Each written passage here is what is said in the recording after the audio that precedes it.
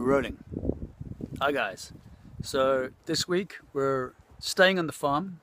The plan was to go somewhere else to show you guys some other cool stuff, but today I'm going to show you, well, I think it's pretty cool. It's called biodynamics.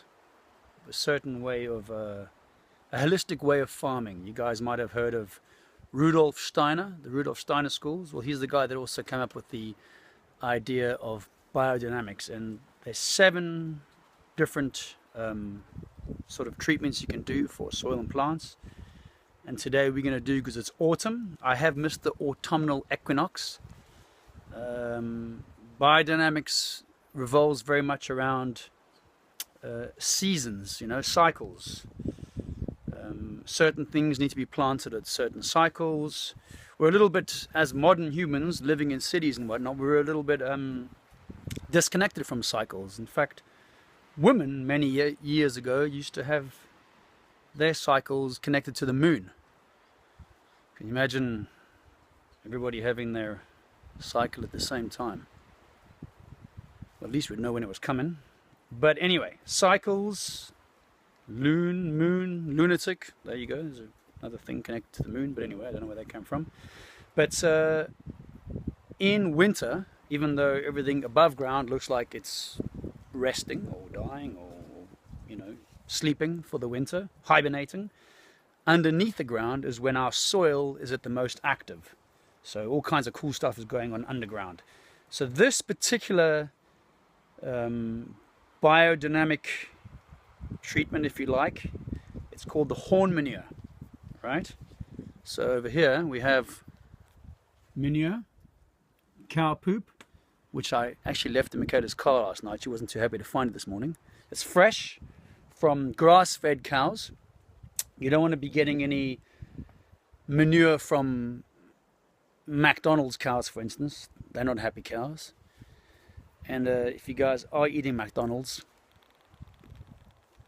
you shouldn't be eating McDonald's. You are what you eat. That's another thing. That's kind of how this certain process I'm going to be showing you actually works.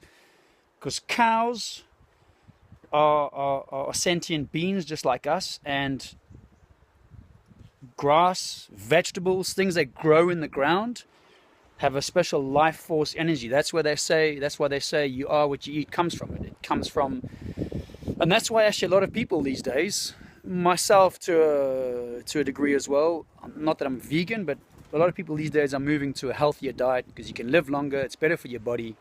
I'm not saying go out and become a vegan, but a lot of people are eating a lot more vegetables, or at least people are eating better grown quality vegetables.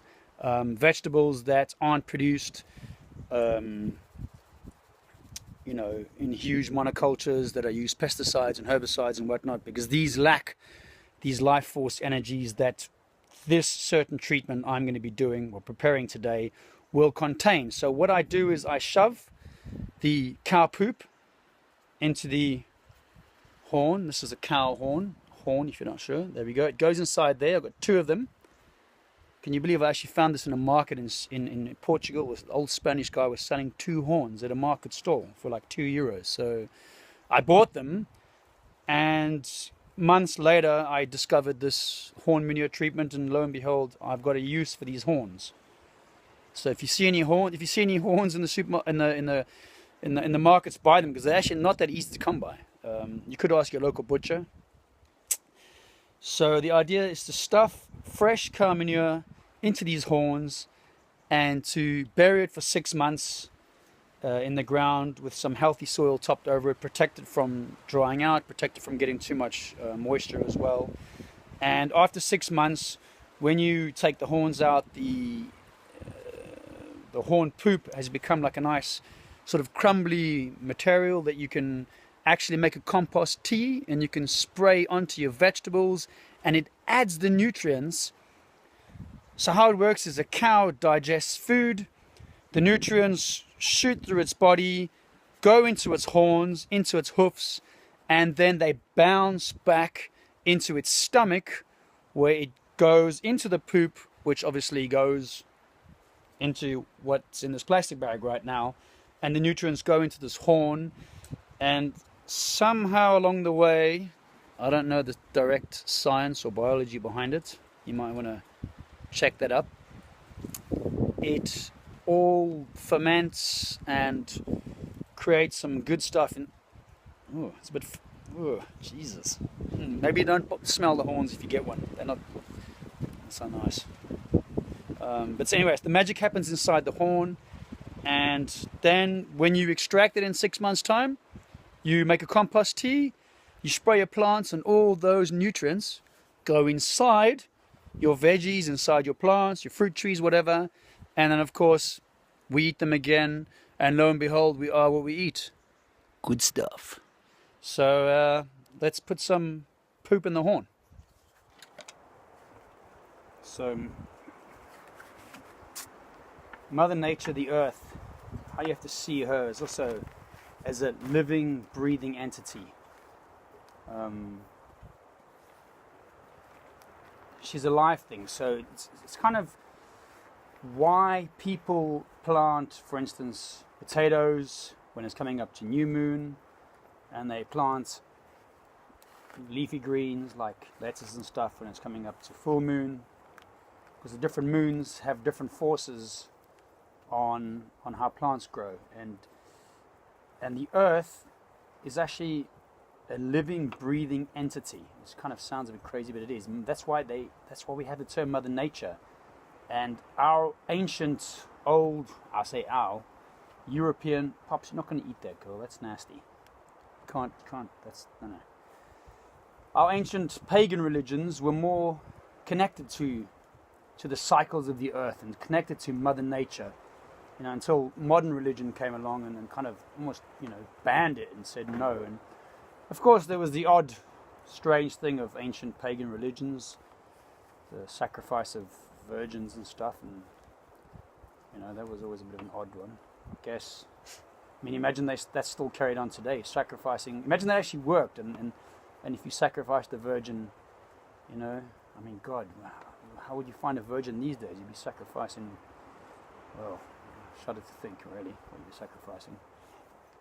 But, farming, especially modern farming, and I'm not talking about industrial farming, industrial farming, i.e. from the Industrial Revolution, where everything became more mechanized, became more disconnected, and became about money, because when finance came into farming and money came into farming, of course farmers need to survive, but what's normal these days for people is, I've got bugs on my apple tree, I'll just go to a shop and I'll buy some certain chemicals and I'll spray my apple tree. But that's actually completely disconnected from nature. Instead of inviting other bugs that eat those pests into your garden, we're buying chemicals, and when we buy chemicals, we destroy even the good bugs, and then nobody wins. The fruit gets more infected. The bugs become have better defenses against the chemicals, and the chemicals have to become stronger, and so on and so forth.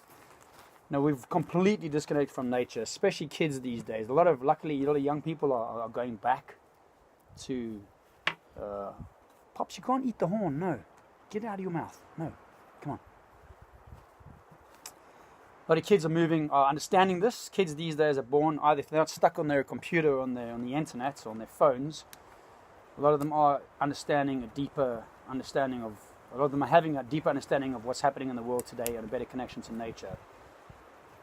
But they say a prisoner has more outdoors time than the average kids these days, which is totally terrible, really. When I was a kid, and it's the same as probably anyone my age watching, you guys spend all your time outside.